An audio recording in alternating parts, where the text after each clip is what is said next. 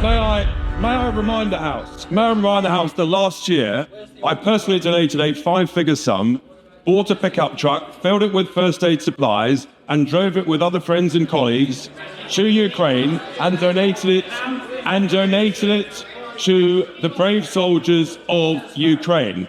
So my support and reform support for Ukraine has been rock solid, Prime Minister, throughout.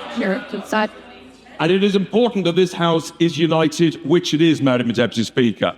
And last week, when the 28-point plan emerged, we rejected it immediately. Just yesterday, Prime Minister, I was with a Ukrainian delegation, and we were talking specifically about the leverage that the European nations has with regard to the frozen assets, the majority of which, of course, are here in Europe. So would I urge the Prime Minister, amongst all of the noise, to utilise that leverage, because that, I think, is one of the most powerful negotiating points that the West has against the vile dictator Putin.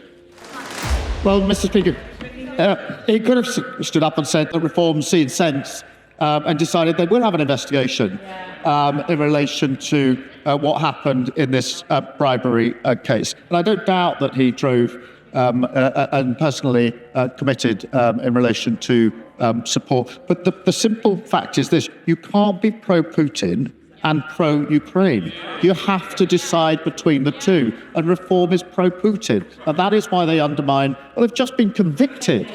A 10-year sentence for what? Taking pro-Russian bribes. It couldn't be clearer than that. And an unwillingness to say, we need to investigate how on earth that happened. Can he not see the inconsistency in what he's saying?